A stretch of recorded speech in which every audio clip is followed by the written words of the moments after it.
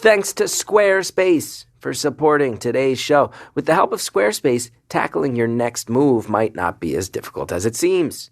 Whether you're hoping to start a business, change careers, launch a new creative project, Squarespace gives you the ability to create an online platform from which to make your next big idea known to the world. And with Squarespace's award-winning templates, creating your website is a simple, intuitive process. And I can say that because I use Squarespace, and it is so easy. I've always found the idea of making a website very, very intimidating. Not anymore because of Squarespace. Start your free trial today at squarespace.com. Enter offer code CG to get 10% off your first purchase, plus a free domain. That's CG, like me, Chris Gethard, squarespace.com. Trying to tell your story to the world? MailChimp can help for free. They've got gorgeous pre-designed email templates. You can also code your own. It's not as hard as it sounds. I hear the word code, I run in the other direction. But guess what? I've been using MailChimp for years, and I've done this, and it is simple and easy. MailChimp shows you how to send, when you should send, why people open an email or click delete. They can also help you find your people and grow your business. MailChimp can help you tell your story effectively and find people who care about it. More at MailChimp.com.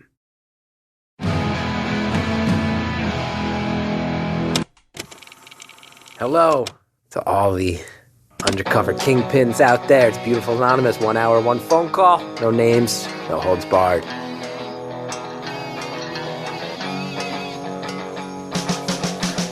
I'd rather go one-on-one. I think it'll be more fun, and I'll get to know you, and you'll get to know me.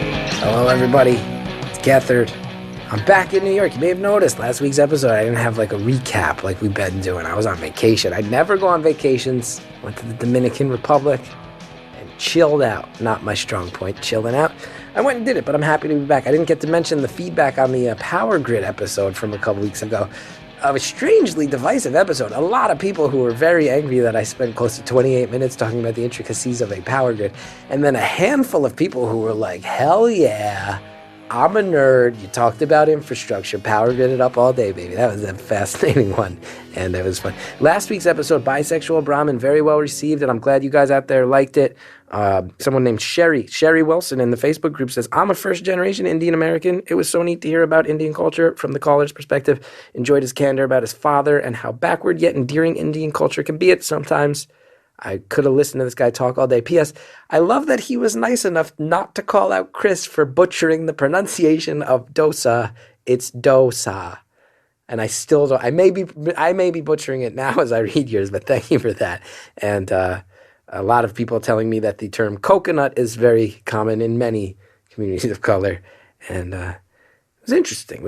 I'm glad you guys liked that one. Also, the caller called my mom Sally a legend, and she texted me and said, it's good to be a legend, which is one of the more badass things my mom has ever communicated to me. So thank you, caller, for making Sally feel good. And guess what? Sally is becoming a cult figure among the Beautiful Anonymous community. Many people asking me if Sally can co-host an episode. I can almost guarantee she would never in a million years want to do that. She has asked me explicitly to leave her out of my comedy. But I will tell you, if you're a Sally fan, you go to earwolf.com, you click on the shop link, you go to the store, there's a Sorry Sally t-shirt, and it's selling like hotcakes, baby. It sold out a large the first day we launched. They're ordering more larges up right now. You get that Sorry Sally t-shirt, you go out, you wear it in public, somebody will say, oh, I like that podcast too, and then you talk, and you'll say, I'm also the type of person that thinks empathy should never die. I'm also a supporter of empathy and compassionate conversation. Let's talk. And maybe you call me together with your hour-long story about that time you met in a bar. Anyway, this week's episode, you'll see. Good, pleasant conversation. It goes in a lot of different directions. Young guy figuring it out. I'll tell you on my end, one of the reasons I really wanted to drop this one out there is something comes along partway through the episode, and it is a story that, to me, kind of came out of nowhere.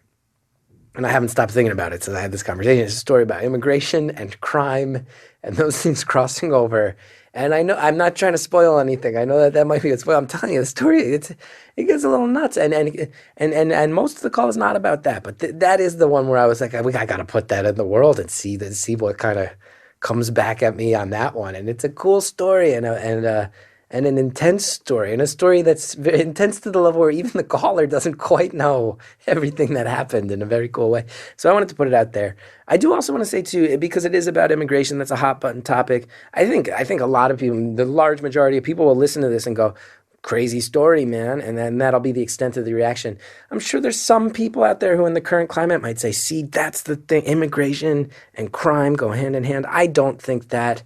That's not why I want to include this story. I think there's another side of the coin, which is that immigration can at times be so hard to navigate and terrifying that people have to find back channels to live their dream. And I say that as someone, I'm not trying to make it about me. My grandfather moved from Northern Ireland in 1928. Not cool. I visited his village this year. The schools are still segregated. Like, my family immigrated from a place where there was religious persecution, where there were no jobs.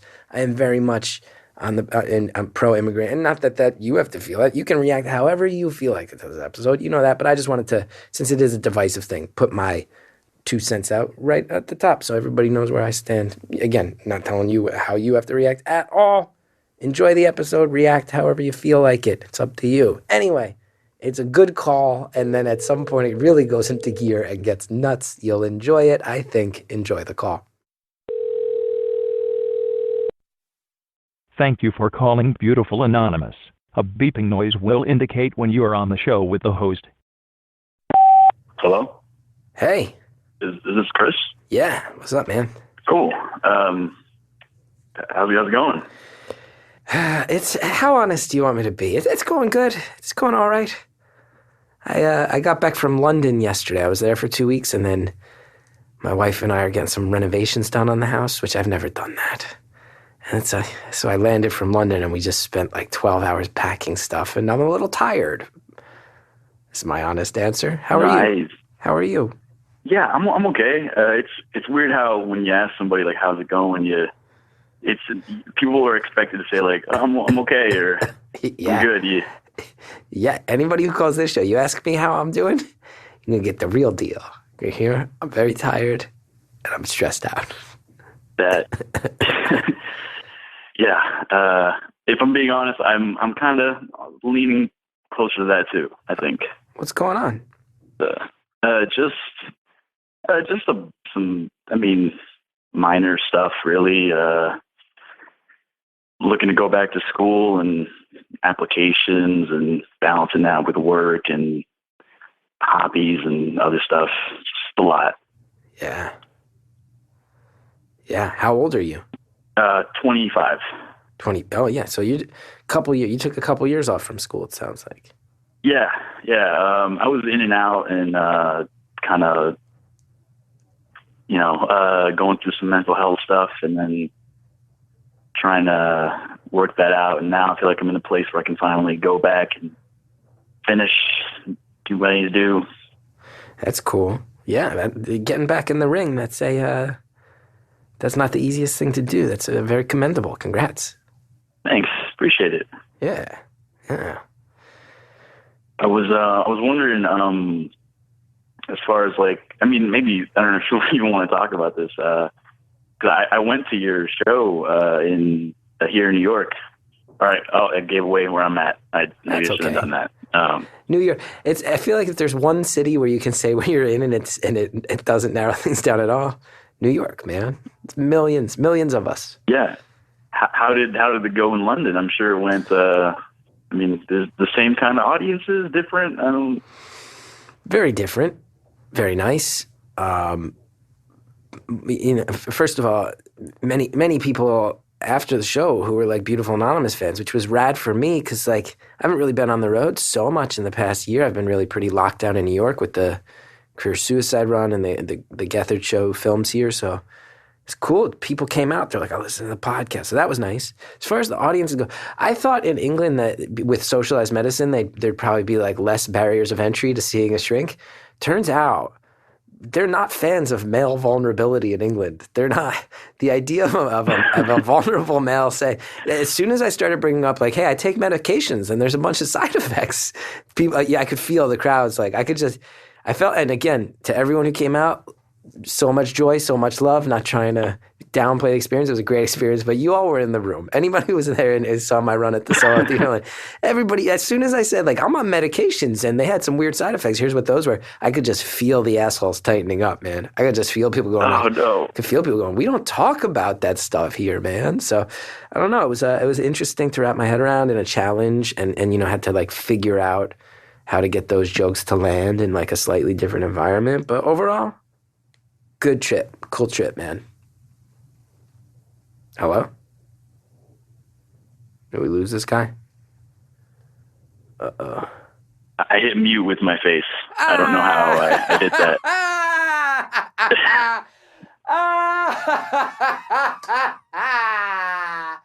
I hit mute with my face. You know you did just create an instant catchphrase among the fans of this. You understand that I hit mute with my face is going like if anybody ever makes like a soundboard of drops from this show, you know that's like number one. You're the I hit mute with my face guy. Oh no, this is not how I wanted to. I guess. All right, I'll take it. I hit mute with my face. That happens to all of us sometimes, man. I feel really bad. My mom doesn't know this, and a big sorry, Sally.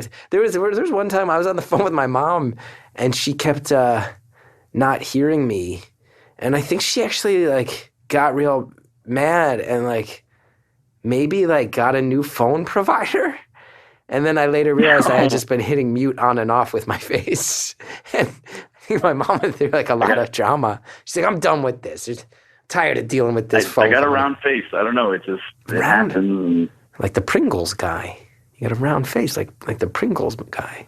I took a thing, like one of those weird BuzzFeed surveys one time. I was just like, what kind of face do you have? And it just like gave a bunch of like different, like I first started with shapes and then it went to like gave you people's faces and like, do you feel like you're similar to this face? And then, so my face is, I think it was oblong, obtuse, something like that. I don't something weird like that. Oblong, obtuse. I don't even want to know what mine was.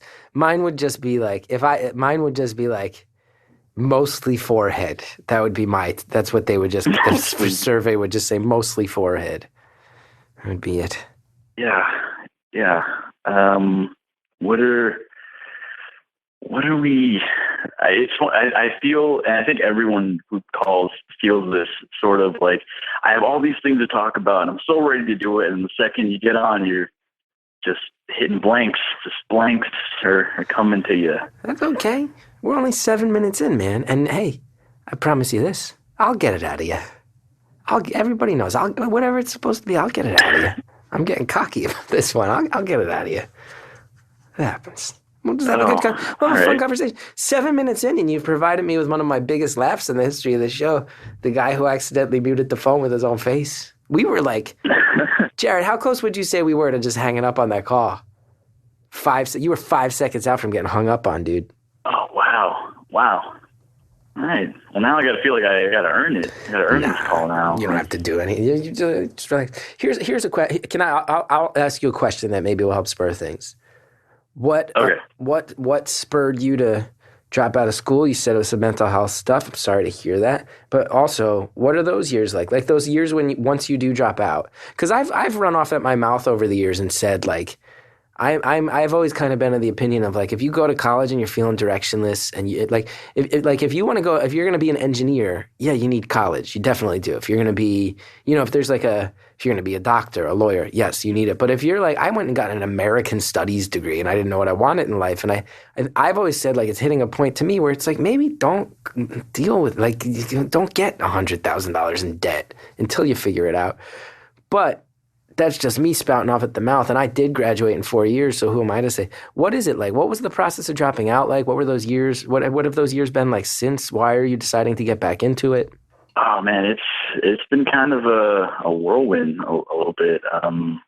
Well, I guess I should say I went to school in Florida, and for engineering actually, civil engineering, and I was doing that for about 3 years, and started my fourth year, and I was working like a 40-hour like not only like 35-hour job for like the Tampa Water Department, and also going to school full time. And there just hit a moment where I just felt like I'm doing a lot of stuff, and I'm also hating everything that I'm doing. But it's taking up so much of my time that I'm not really paying attention to how I feel about it, if that makes any sense. Mm-hmm. So I just kept trucking through, and then there was just a moment, I guess like mid first semester of the fourth year, where I just like, I packed up all my stuff, drove home back to where I was living at the time, like where my family is at, I didn't tell my bosses, any of my professors. I just left and told my family, like, I'm not doing this anymore. And wow.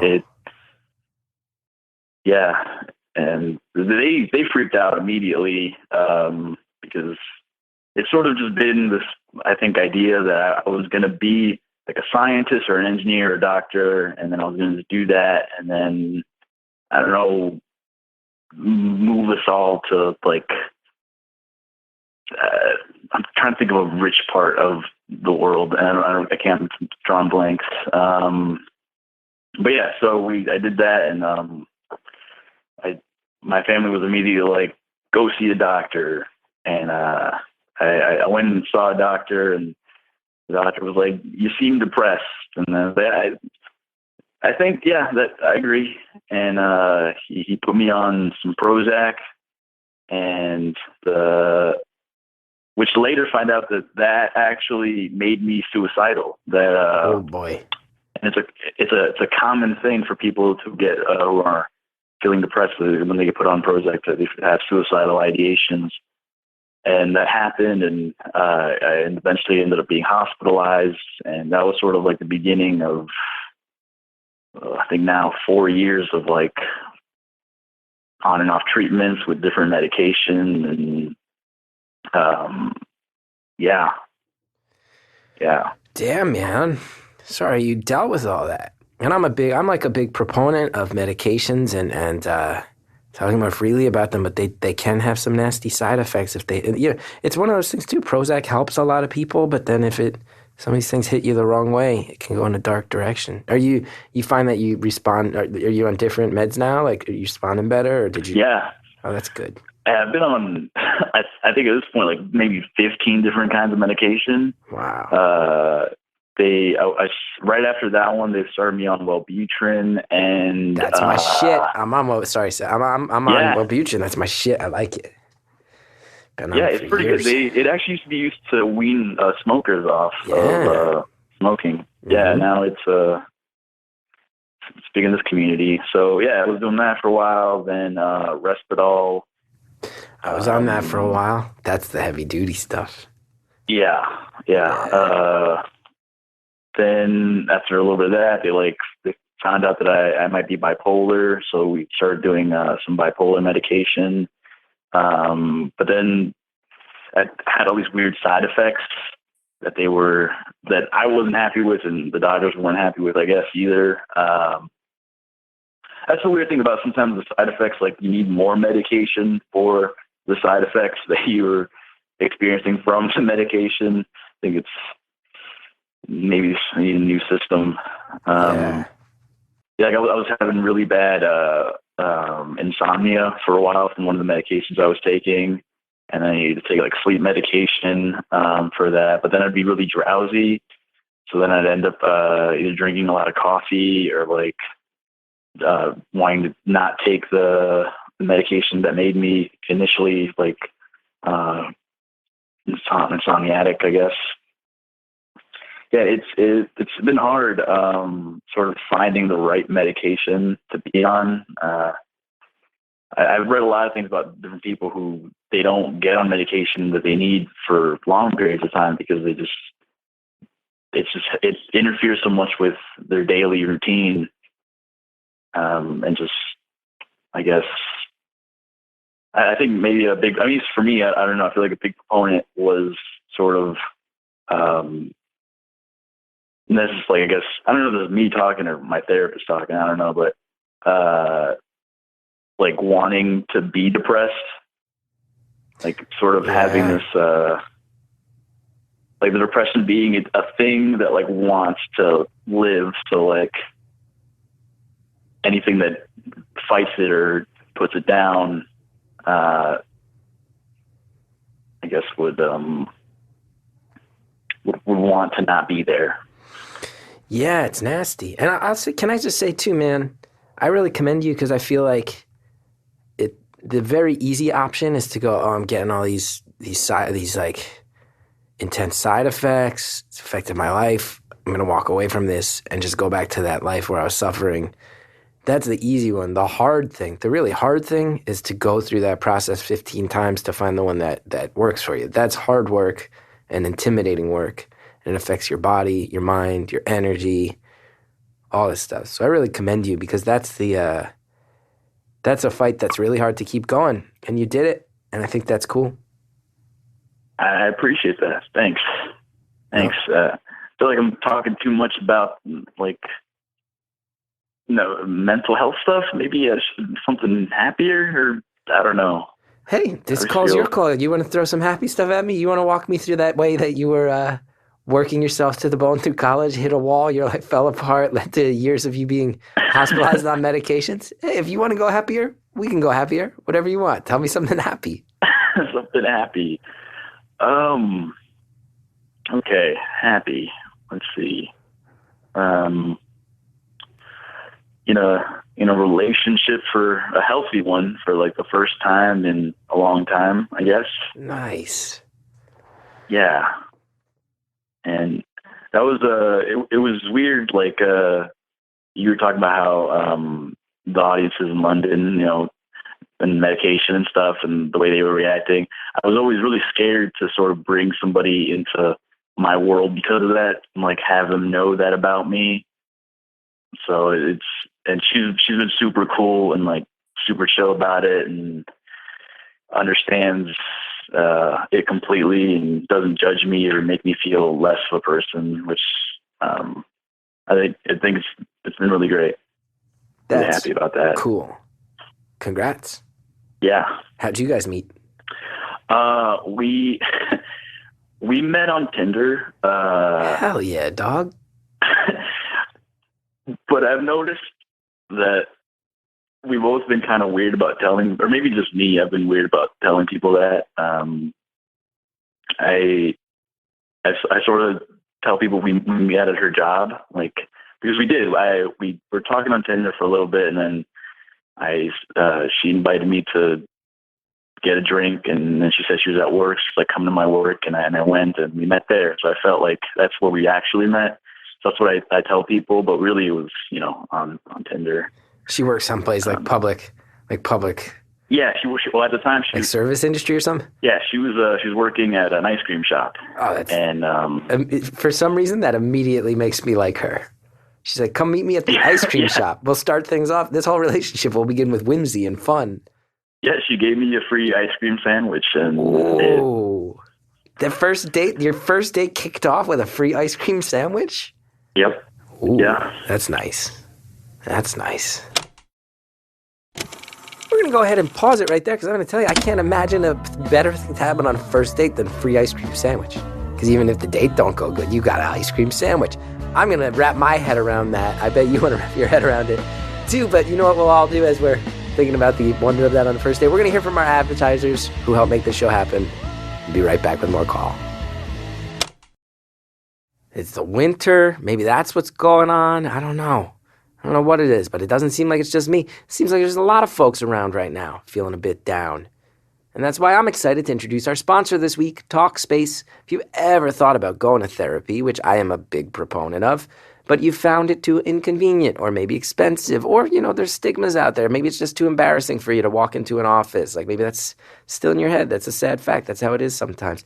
Give Talkspace a try. Talkspace is the online therapy company, and they make it easy to connect with a licensed therapist handpicked just for you for as little as $32 a week. Using Talkspace, you can text, audio, and video message your therapist as much as you want. Your Talkspace therapist can listen to you vent about work or family, help you explore your relationships with the people around you, or help put you on the path to a happier life. To sign up or to learn more, go to Talkspace.com/beautiful. And as a special offer for our listeners, you can use coupon code BEAUTIFUL to get $30 off your first month and show your support for this podcast. That's beautiful at Talkspace.com/beautiful. Talkspace, therapy for how we live today.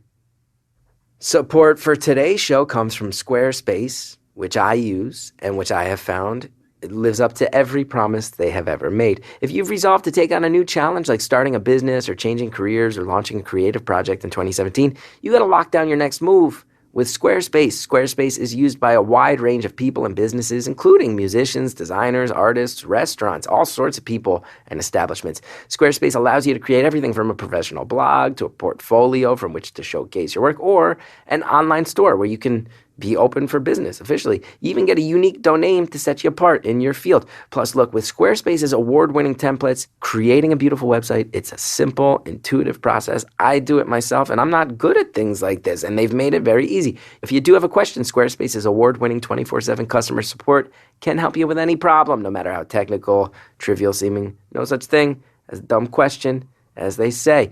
Start your free trial today at squarespace.com. Enter offer code CG to get 10% off your first purchase, plus a free domain. That's CG, as in Chris Gethard, me, CG, cool giraffe, as some of you call me, for 10% off your first purchase. Squarespace, make your next move, make your next website. Thank you so much to our many kind advertisers. They help us bring you this show for free. And now, let's hear more from this young man. Your first day kicked off with a free ice cream sandwich? Yep. Ooh, yeah. That's nice. That's nice. And she, we had a date right after, went and had some drinks and went to like a karaoke bar, and just it was a great time, and we just kept dating, and now we're here. We're not that we're like 6 months in. It's not super. We're still kind of new, but sounds like a great first date. What was your first song in front of her? What was her first song in front of you at that karaoke bar? Oh, we actually didn't get to sing. We were there for like 2 hours, and the line, I guess, was so long. We just heard other people sing, which is still fun, I think. That's a good date. What was it? Any song? Any like song you guys still bring up? And you're like, oh, remember when that dude in the trench coat got up there and sang In Sync, and no one saw it? The guy who was there by himself got up and sang In Sync, and none of us saw it come. We all thought he was going to sing 9 Inch Nails. Anything like that? It wasn't that, but we were both pretty drunk at that point. It was a long day. It was like a 6-hour date. Yeah. And by the end of it, we were both pretty drunk, so we don't really remember a whole lot from the end. But it was still good. That's cool. We always talk about going to karaoke because of that day. Like, we should finally do it, and we never do it. We should though. I really enjoy karaoke. I tell you, I like the private room myself because it avoids the situation of the long line and the very well-known thing of you got to tip the DJ to get your song up to the front of the line. I didn't know this. I did not. You want to sing a song? You need to tip the karaoke DJ. When you write down if you write down that piece of paper, if you write down a song on that little piece of paper and you just give them that little piece of paper, you know what they're thinking? Where's the other piece of paper? Where's that green piece of paper? With that Washington on it. Oh man, I gotta. If you really want to sing, you do a $2. You put that piece of paper with the $2. Guess what? You're third in the queue at that point, my friend. Oh, yeah. Man. But that's why I like the private. Try that. You get a bunch of friends together. You go in the private room. It's just you guys. That's nice. You jump up and down on those. They got these like leather, like not leather, but like polyester. What am I thinking of? Not polyester. Cheap, couches that line the room. You jump up and down on the couches until the staff comes in and is like, hey, you got to do that. And then you try to convince the staff to sing along with you, like With or Without You by U2. It's fun. Private room is fun. Any hoots. I've been to those, though. They have a kind of strip club-ish vibe to them. Not that I go to those. I don't go to strip clubs. I'm actually assuming that's what strip clubs are like. I don't know. You think your assumption of strip clubs is that they're free of nude people and you can sing? Oh, and I do know what you mean. That it has this weird, like, loungy, like low rent loungy aspect to it. Yeah, a little bit. Yeah. So I gotta say, it sounds like you've been through some tough stuff, but it sounds like you got this girl who's really cool the past 6 months. I also like how you said that your family straight up was like, you know what, you need to see a doctor. That sounds cool. That sounds like you got a good support network. The family, the girlfriend. That sounds nice. Yeah. I mean, and not just, I don't want to like say anything negative about my family, but I felt like the way they said, like, you need to see a doctor, it was more so like, in the interest of like my education and my career and, you know, whatever, you know, it wasn't so much like, I'm sure they do care. They love me and I love them, but I think it was really more so like you're messing things up right now and you need to take care of it however you can. Yeah. So it was less we support you and we're going to get you through this and more there's a game plan here. You're deviating from the game. That sounds a little bit more like a little league dad type thing of like, what are you doing? Yeah, that is definitely more the vibe. That's a bummer. Sorry for about sure. that. No, my family. Like, we have a very interesting relationship. The whole dynamic is. I always feel weird, like talking about it with my girlfriend because she has one of those like picturesque type families.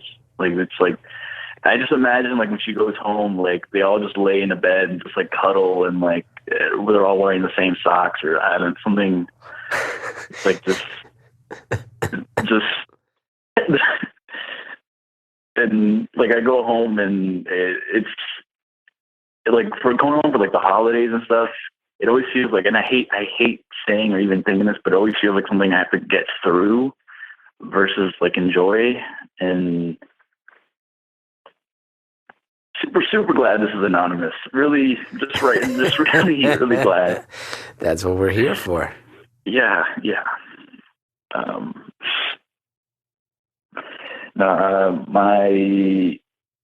My mom is super supportive. She's like, even throughout this whole time, like, even before I started college, she never really was like, oh, I want you to, you know, be an engineer. She was always like, you know, follow your heart, follow what you want to do. We just want to make sure you're happy and all this stuff. And now, even now, she's like, you know, I'm really proud of you. Like, if you need more time to go back to school, you know, like, don't be afraid to take more time. So the pressure's never really been from her, I guess. More so my dad. In that aspect. What's going on with the dad? What's going on with your dad? You really inched up. Like even as you started to that last sentence, even like you're slowed down. You were like, it's more so with my dad. Like you got some dad stuff going on, huh? Yeah, I got some dad stuff.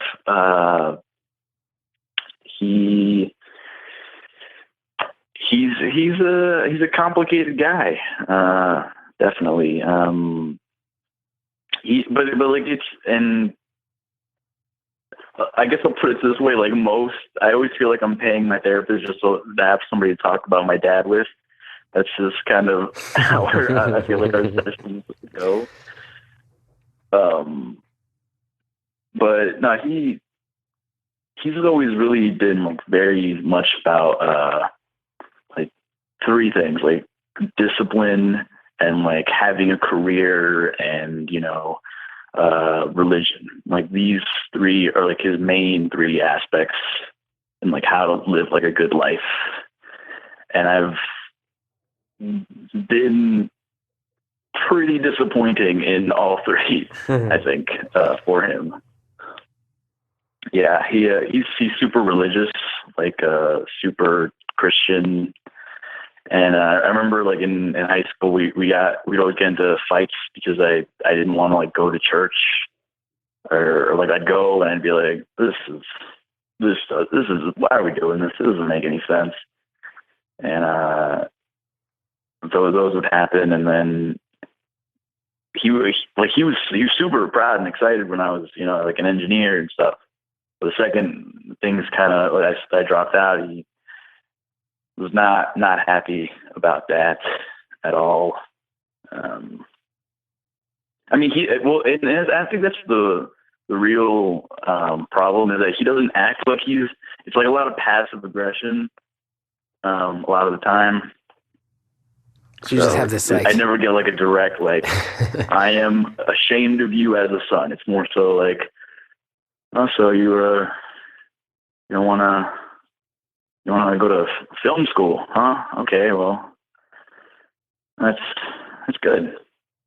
Yeah. So you just have like, you have more of like a low lingering sense of quiet resentment, which is, I would argue, as someone who grew up Irish Catholic, far more damaging, I would imagine. Oh, yeah.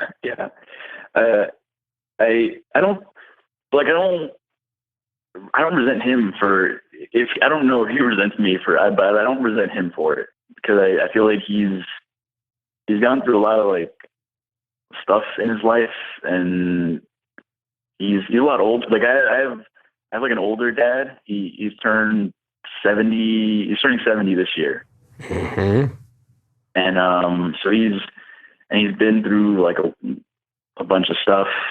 He came to this country when he was like 20 with like $5 in his pocket. I mean, that's what he says. He probably had more money. I don't know. And when you account for inflation, that 5 went a longer way. Yeah. 50 years. And what country was he from? Peru. Both my parents are from there. And he came here and, you know, worked like all these odd jobs. Like he drove buses and was like a mechanic, and really like paid his dues and worked hard. And I think when I was a kid, it was a big thing to point out, like he had worked really hard and done all these things so that I like wouldn't have to, so I would get like an education and, you know, succeed in like as something more, I guess. And so though like he always said it that way, but then when I was like 15, I found out like some shady stuff that he had done that sort of, I guess, kind of, it didn't negate all the stuff he did, but it made it sort of like, okay, well, I found out that he went to jail for 5 years. Whoa.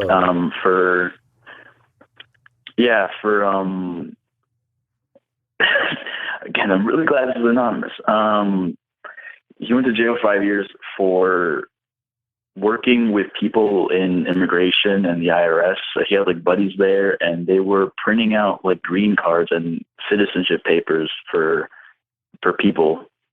And he was getting like tons of money for doing it.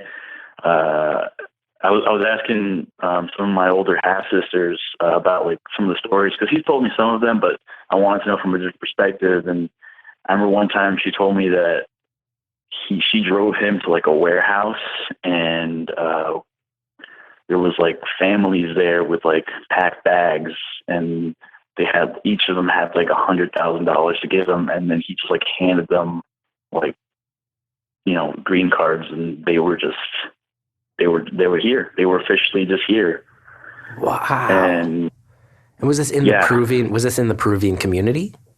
At first it started that way, but then he expanded, I think, a little more, because I remember he was talking to like one of the kids, he was talking to a bunch of people, and they were sort of like bragging a little bit, I guess. And they were talking about like he saw all the people he brought into the neighborhood.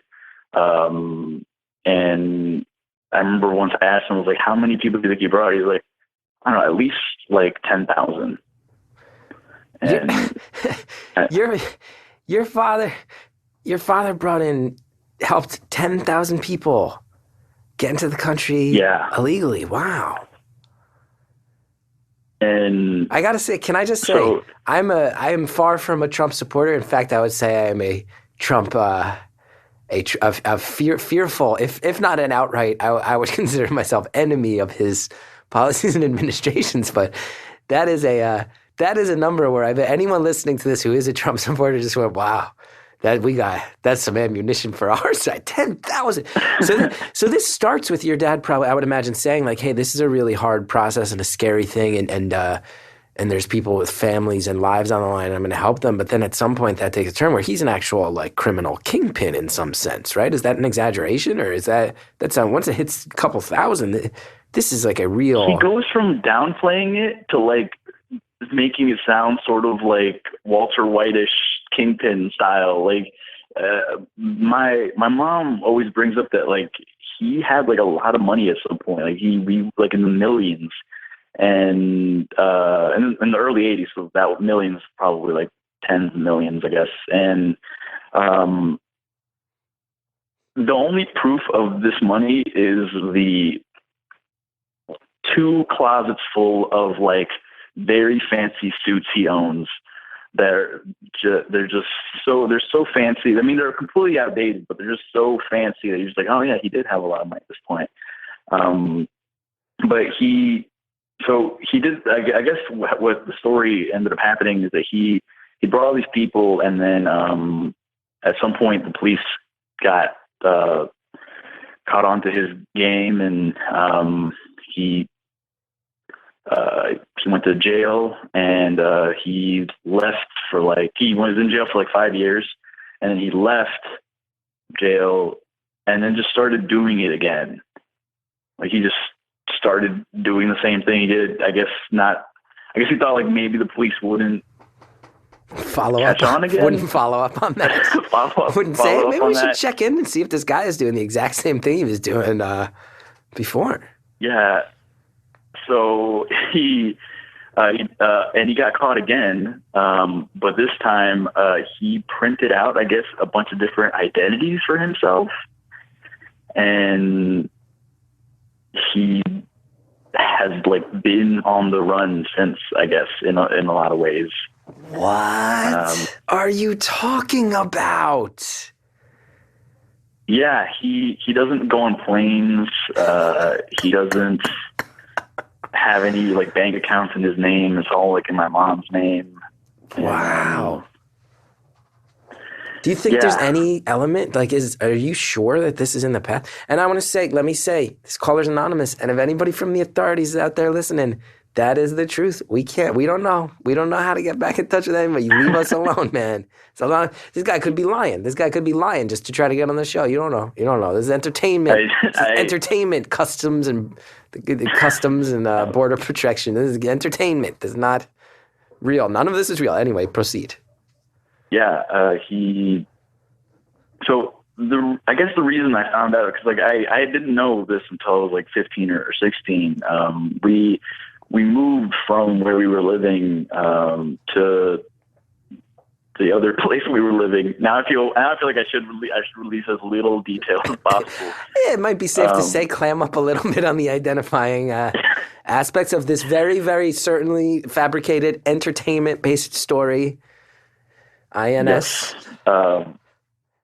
So we moved at a young age. I moved when I was like 6, I guess, and I asked my parents, like, why are we moving? Like little kid stuff, like all my friends are here, and, you know, I love it here. Why are we moving? And they said, you have asthma. And I was like, okay. I thought that made sense at the time, because we moved from like a cold place to like a warm place. I was like, oh, I guess temperature and asthma is that makes sense. and I later looked that up. There's no correlation to that at all. Do you have asthma? I think I did for like a little bit. I don't have it now. I did have asthma at the time.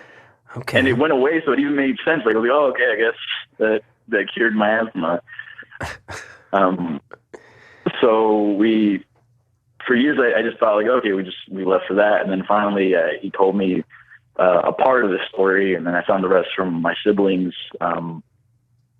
And yeah, it always made sense why he would never fly with us on planes to places, and why he had these like weird, he always used like fake names, but I thought it was kind of like a weird game he was playing, like a thing he would do, like it's a dad thing. That Yeah, like you grew up with all it. Dads, yeah, all dads just use different names when they're ordering at restaurants or, just meeting new people.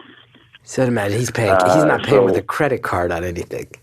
Yeah. He's off the grid. He's off the grid. Yeah. I think I talked to him about it, I think last year, and I think the statute of limitations are surpassed now, I think. Yeah. So I think it's fine. But yeah, no, for years, it's everything just under my mom's name. And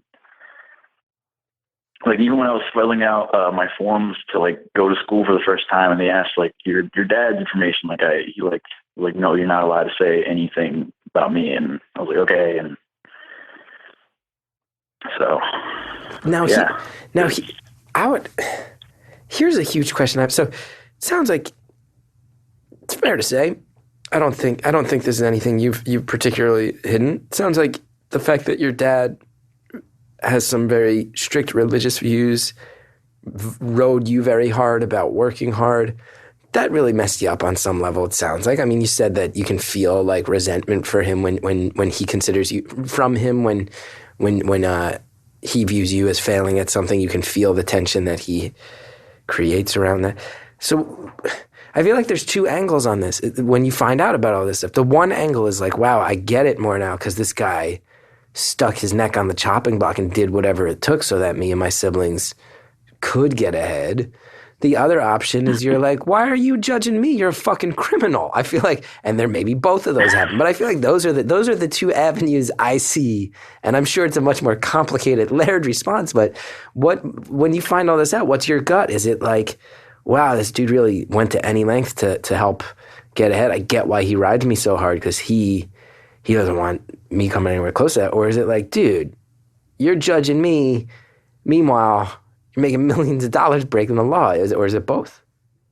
I think it's both, actually. Yeah, I think, I think part of the way he tries to sort of, or tried to like motivate me to work so hard is sort of like, hey, look, I did this illegal thing because this at the time felt like the only way I could make it, like the only way I could actually do anything.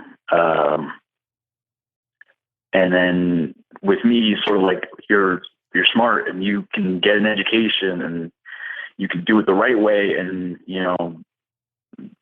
like do it like that. So I think I look at it from that angle, and then I also look at it from just like, it always felt like he was trying to like raise like this sort of like genius boy, like he will be the smartest kid in the land and he's gonna be the next Stephen Hawking or something. I remember when I was like 7, he bought me the entire like encyclopedia set of like cardiovascular something. It was like 25 books, and he's like, you should look at these. I was like, I don't. How old were you? He really wanted me to be a doctor. I was like 7. He like really wanted me to be a doctor. You're like, I was thinking Ninja Turtles, but I guess we can give this cardiovascular medical journal a shot. Yeah. So and I remember even since then he would get me like, I don't know if you remember. I don't remember what it's called, but it was before Wikipedia. There was this like program called not encyclopedia. It was like a web like computer program. Oh, nobody knows about this. What was it called? Oh, now it's in my head. What was the online encyclopedia in the early days before Wikipedia called? It was. Gonna go ahead, take a break right now. First, I'm going to remember the name of that online encyclopedia, but more importantly, I'm going to enjoy hearing about all these different products. I'm very happy that it's like stuff that's really cool, We'll be back with more Call. A new concept in eyewear. Well, that's interesting to me as someone who's had glasses since third grade. Warby Parker believes glasses should be viewed as an accessory, just like a bag or a shoe or a necktie, whatever. But they also make it very easy and affordable to accessorize with your glasses. Their glasses start at $95, including prescription lenses. Lenses include anti-glare and anti-scratch coatings. For every pair you buy, a pair is distributed to someone in need. Now look, Warby Parker makes buying glasses online easy and risk-free. I am very excited to tell you about this. Their home try-on program, it allows you to order 5 pairs of glasses. They ship them directly to your door where you can try them on in the comfort of your own home. And that way you go, you walk around, show your friends, your family, go to work, see what people say. The mailman knocks on the door. Maybe he compliments your glasses. You got 5 pairs. You know that's the one you got to pick now. That is a system that is really incredible and revolutionary. No more schlepping to the glasses store and just sweating it out. Which one am I going to buy? It's going to literally define my face forever. No, they make it easy. 5 pairs. You get the feedback. Keep it easy. You try the frames for 5 days. You send them back using a free prepaid return shipping label. No obligation to purchase. It's 100% free and so easy. A dog or a cat could do it, probably, I would imagine. Although, I don't know if animals have actually mastered the mail system, but again, I wear glasses. Anybody out there wearing glasses, you know, it's stressful. You're picking what your face looks like. Head to warbyparker.com/stories to order your free home try-ons today. Choose the 5 frames you want to try on, mail the frames back, choose your favorite pairs, then you have your prescription added, and you order. Simple as that. Warby Parker makes your experience completely risk-free and free shipping all around. Visit warbyparker.com/stories to begin your free home try-on experience today. And after you head to warbyparker.com/stories and you place your home try-on order, make sure you download the Warby Parker app from the iTunes App Store. They built this awesome home try-on companion feature. It allows you to quickly take photos wearing all the frames. You put that into a video, you share it with friends and family, help you pick a winner even if they're not there right in front of you. It's an incredible system. It's such a cool thing. Check it out. What does it take to be a real schmuck? Filmmaker and comedian Jesse Conwheeler finds out by interviewing some of the most hated people on the internet, including tech bro Martin Shkreli and the woman behind the Dear Fat People video. Hear how Jesse tracks down these notorious characters and what they have to say for themselves in her new show, Schmucks. Find out more about the show and hear the trailer. Go to StitcherPremium.com/schmucks. That's StitcherPremium.com/SCHMUCKS. Let's go ahead. Let's finish strong. What more? There's probably more revelations to be had. Let's hear them. Beautiful Anonymous. Oh, now it's in my head. What was the online encyclopedia in the early days before Wikipedia called? It was... Oh, this is going to drive me... Encarta. Thank you, Jared. There you go. Encarta. Okay. Yeah, no. Okay. There's a long chain of people who had to pass each other the phrase Encarta on that one. Thank you. Encarta. Oh, that would have driven me nuts. Yeah, okay. Anyway, you were saying about Encarta. Yeah. Every year he would get the new Encarta and would, make me sit there and just, try to learn as much as I could from. I had daily hour sessions of Encarta. It was a lot.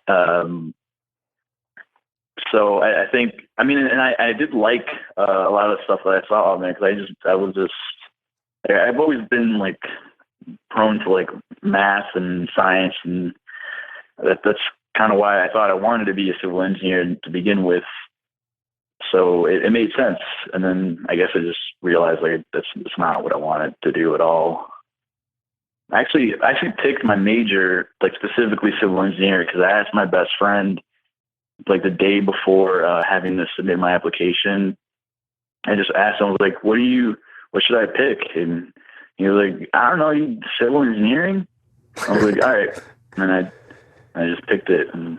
And then you're working in a Tampa water plant, which relates to civil engineering, and you're like, hold on, I don't give a shit about how to adjust the water quality of the greater Tampa metro area. Why am I doing this? You have that moment 4 years later. Yeah. I will ask you, how come the water in Florida smells like deviled eggs? I do want to know that. Has that sulfuric... A couple reasons. It's the way. No, it's a couple. Because I actually didn't notice it for a long time.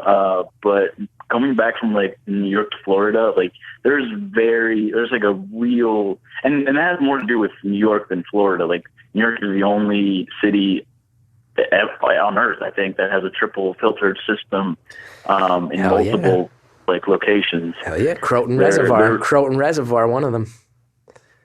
Yeah, that system is guarded like the White House. It's crazy how like it's intense.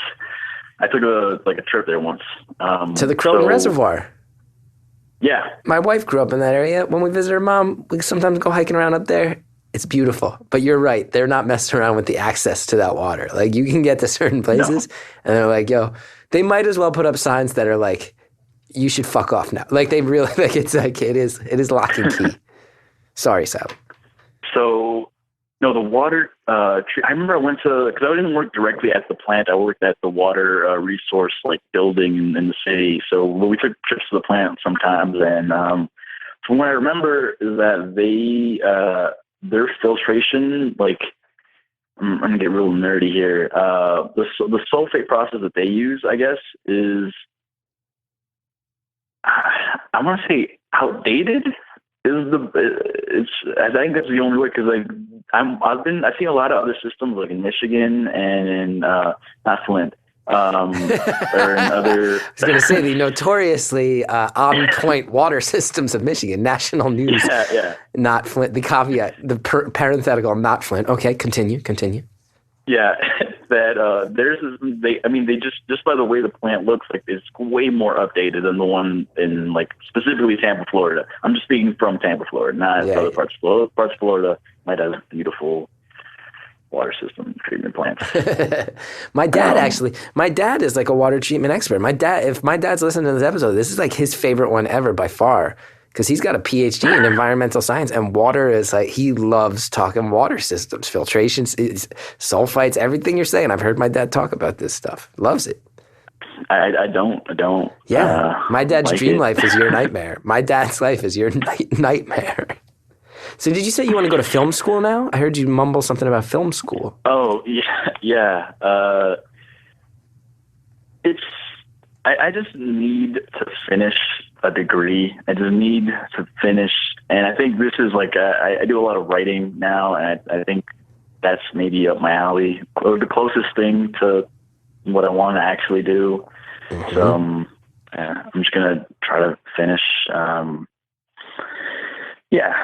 mean, like I don't really know what else to do exactly. Like when I don't want to be an engineer and I don't want to be a doctor. So I guess I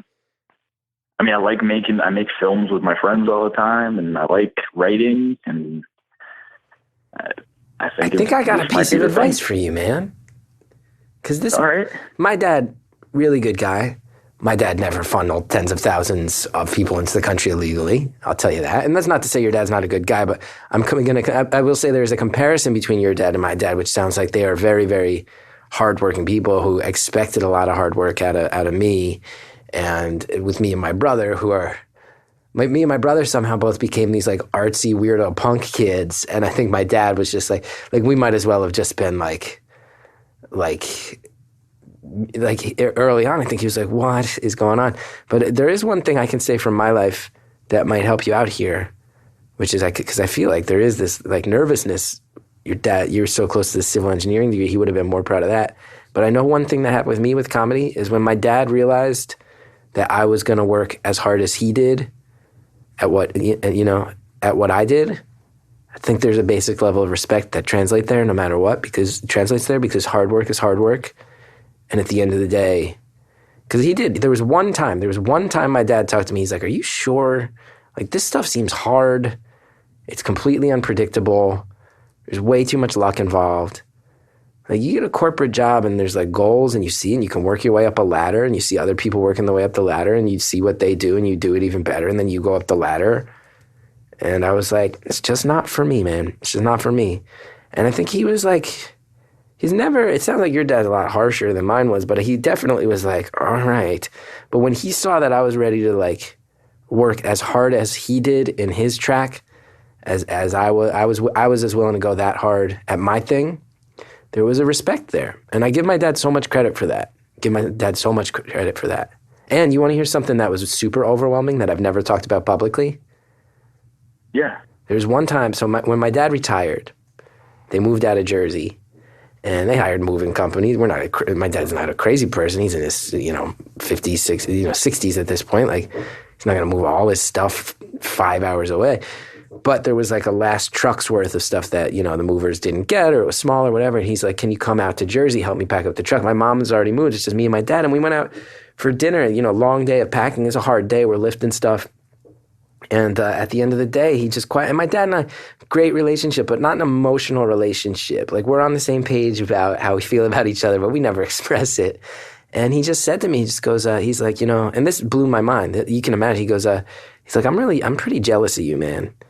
I was like, what does that mean? And he's like, you've never taken money in your whole life for something you didn't totally believe in.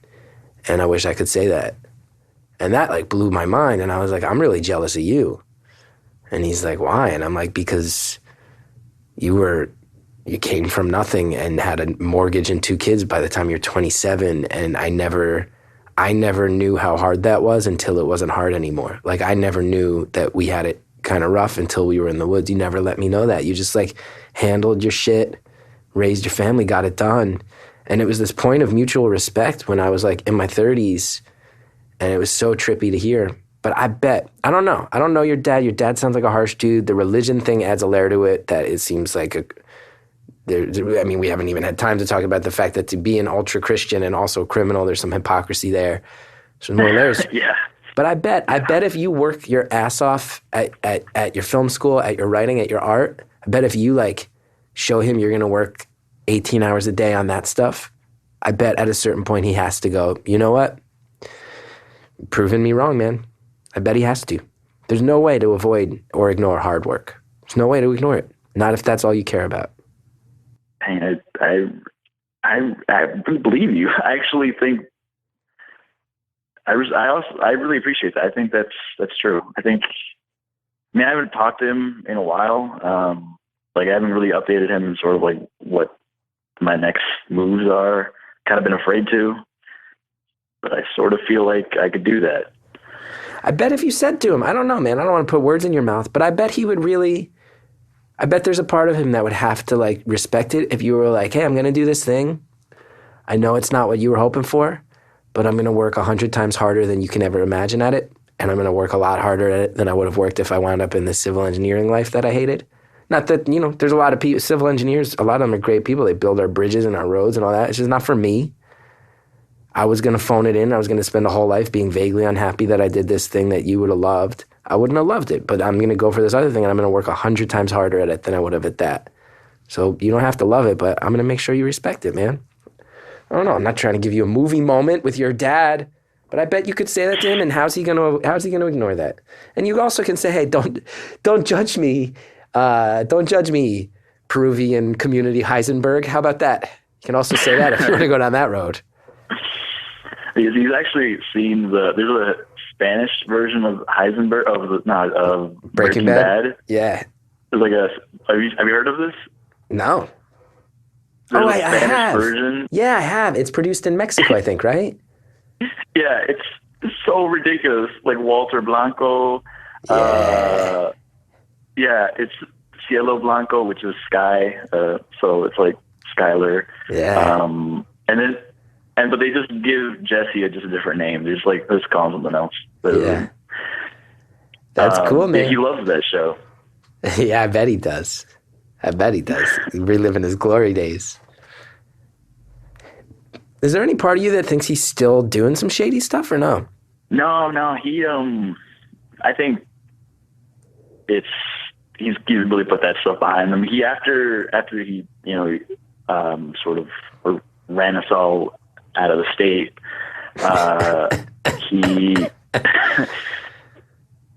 he like started his own like small business, and he's been working with that ever since.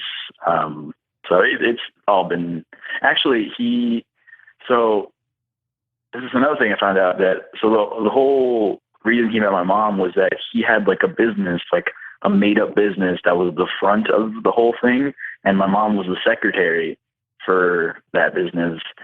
And she like they fell in love and et cetera. And he brought like her family here to this country, my grandparents and sisters and all this stuff. And when everything kind of fell apart with him going to jail and then coming back, and he turned that business to like a real business. Now it's like a real thing that he runs. So I guess I was kind of lucky, I guess. Wait, his business now also involves helping people get here, but just legally? Is that what? No. It's like a traveling company. Oh, that's cool. Like yeah, but it's like a real business now. Nice. Taxes, he pays taxes and whatnot. Doesn't have to have to meet people in warehouses who give him a bag of cash. No more of that. No, none of that anymore. That's cool. My sister always jokes that like she's slightly angry that he didn't like hide any of the money, like because like when he went to jail, like they froze all his assets and everything was gone. And, like my sister was just like applying to college and like with promise that like he could, and then Have you and your sister ever like pried up the floorboards or poked the ceiling tiles in the basement, see if there's a duffel bag up there? You ever checked? No, we have not. That would have been the first thing I did. His first day in the Hooskow, I would have been up in the rafters looking for that duffel bag. That just shocked me that there was no actual like plan, like a backup plan. It was just, we're gonna do this and ride it out. I will say this. I'm going to say every single person listening to this right now in unison is thinking, dude's got cash in the attic. There's hidden cash. There's hidden cash somewhere. You don't just not have maybe it's buried under a tree. You might find it. Maybe one day you'll get a treasure map when he's on his deathbed where he says, "Here's your inheritance."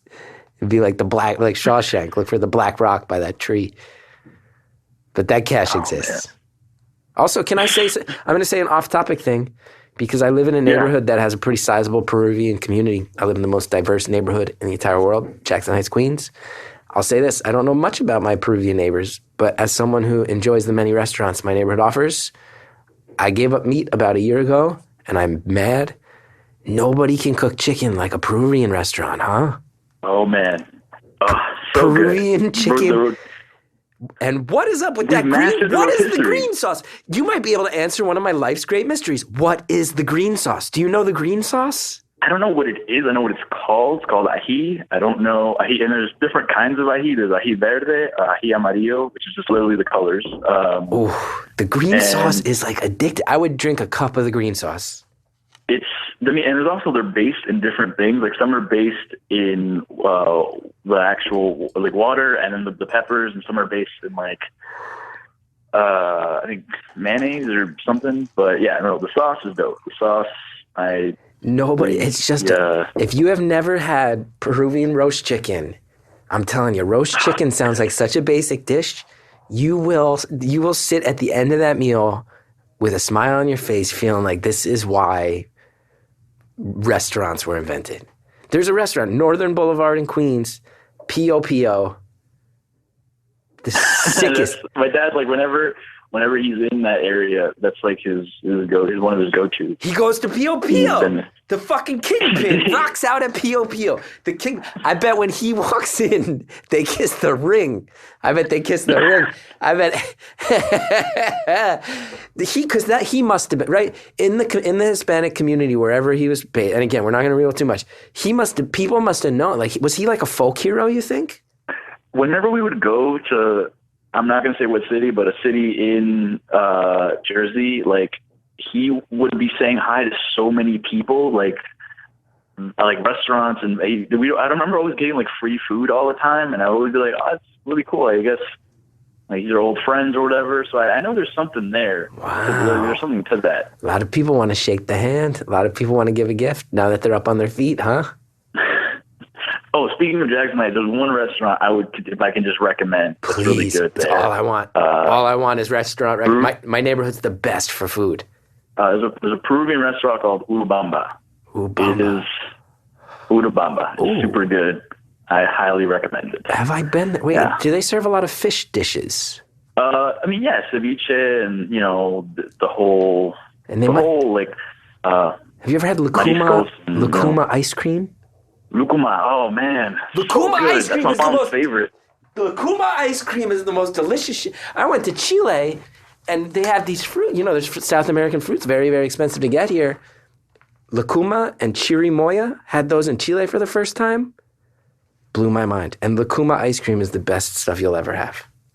I'm so psyched that we're talking. How do I spell this restaurant? I'm going to spell it right now. URUMBA. MBA. Urumba. And do you know where that? I'll look it up. Never mind. I'll look it up. We got a minute. We got a minute and a half left. I'm asking for restaurant recommendations. But oh, here's another thing. In Woodside, Queens, there's a restaurant. It appears to be like your average New York Chinese restaurant from the outside. You know, everybody knows the classic icon. You go in, it's actually, I didn't know, apparently there's a large Chinese community in Peru. It's a Peruvian Chinese restaurant. They got the takeout chicken. It makes me want to eat meat again, talking about this Peruvian chicken. Because the Chinese restaurant is like a takeout place. It's there. They just hand it to you, and you're like, oh, this took 35 seconds, and it's the best chicken I've ever had in my life. Chifa, that's what it's called. So good. Also recommend it. That's the Chinese Peruvian sort of like cuisine that they make. I'm glad that I hijacked a beautiful call about family, about growing up, about standing up to your father, about hypocrisy, about all these things. I'm glad I hijacked the last 2 minutes so you could give me restaurant recommendations in my neighborhood. I'm very sorry about that. We got about 40 seconds left. No, what is the closing message, my friend? Great call, by the way. Oh, thanks. I guess I'm going to keep trying my best, and, you know, family is everything. Yeah, man. For better or for worse. Yeah. And dude, you've been through some tough times. I'm really glad you kept fighting. Thanks, man. I'm going to keep fighting. That's good. That's good. Urumba. Find me there, man. Say hi.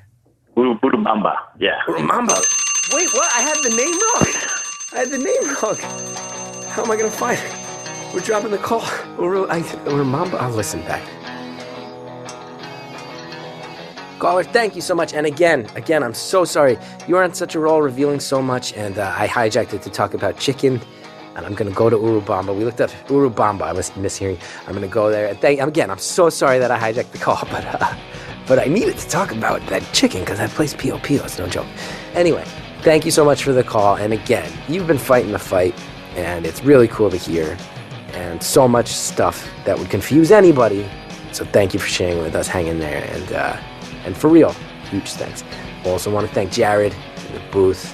Makes the show happen. The Reverend John DeLore, Greta Cohn, who set the whole thing up in the beginning. Shellshag for the intro music. Also, thanks to Harry Nelson, coming on strong with all the social networking strategy lately. Maybe you noticed the new Butte Anonymous Twitter. You want to know more about me? ChrisGeth.com. I'm trying to get on the road more towards the end of this year, so always keep your eye on that website for tour dates. And if you like Beautiful Anonymous, please do rate, review, subscribe on iTunes. It helps so much. We'll be back next week with more of your phone calls.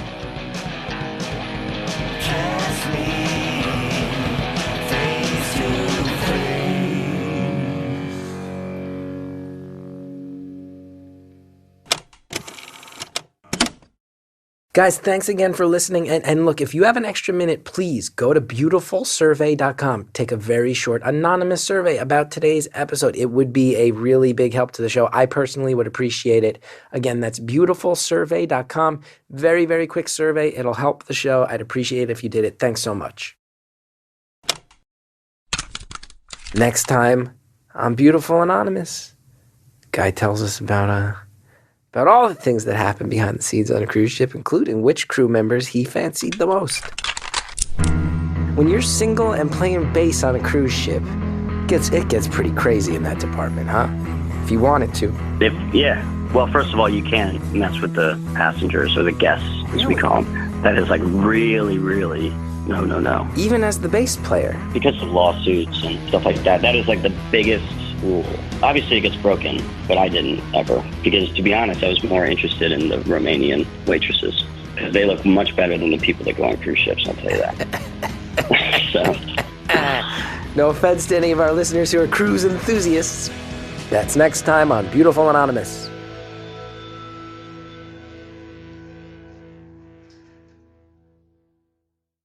Aha! It has worked! Now, gentle listener, you are enraptured by the voice of Usador the Wizard, for I have cast a spell upon thee that shall force you to listen to the ad at the end of this podcast. Thank you, Usador. We're here to let you know that you should listen to our podcast, Hello from the Magic Tavern, a serious study of what it's like to be trapped in another dimension, although you might just think it's an improv comedy podcast. Sorry, I'm late, guys. Here we go. If you're going to lay down, you might as well lay down on No, John, we're not doing that right now. We've only got a couple seconds to let listeners know about our podcast, where I interview wizards, unicorns, and goblins, and wedding planners. If you love fantasy stuff, you'll love this podcast. If you hate fantasy stuff, who the are you kidding? You're not cool. What are you listening to? Oh, I'm a comedy nerd. I'm better than a fantasy nerd. And now you are released from my spell. Return to your life and listen ne'er again to the end of a podcast. Hello from the Magic Tavern. Listen from the beginning or just jump into the most recent episode. You'll get it. It's not The Wire.